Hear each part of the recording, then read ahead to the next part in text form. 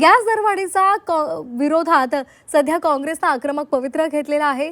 छत्रपती संभाजीनगरमध्ये सुद्धा काँग्रेसनं आंदोलन सुरू केले। रस्त्यावर चूल मांडून त्यांनी सरकारचा निषेध सुरू केलेला आहे। छत्रपती संभाजीनगरातली ही दृश्य आपण पाहतोय।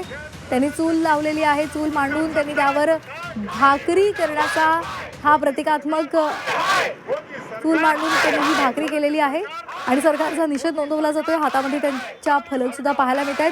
महागाईचा भडका उडालेला आहे आणि त्यामुळे सरकारचा धिक्कार असो अशा घोषणा सुद्धा दिल्या जात आहेत।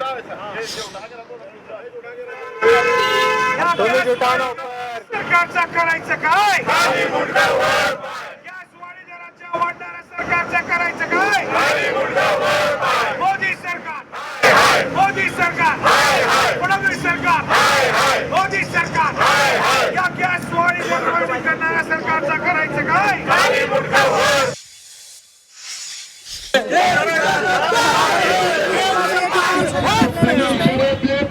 छत्रपती संभाजीनगर आणि पुण्यामध्ये काँग्रेसकडून कशा पद्धतीनं सरकारचा निषेध नोंदवला जातोय। कार्यकर्ते रस्त्यावर उतरलेले आहेत आणि हातामध्ये त्यांनी सिलेंडर्स घेतलेले आहेत। प्रतिकात्मक चुली मांडून त्यावर स्वयंपाक केला जातोय आणि सरकारला जाब विचारला जातोय।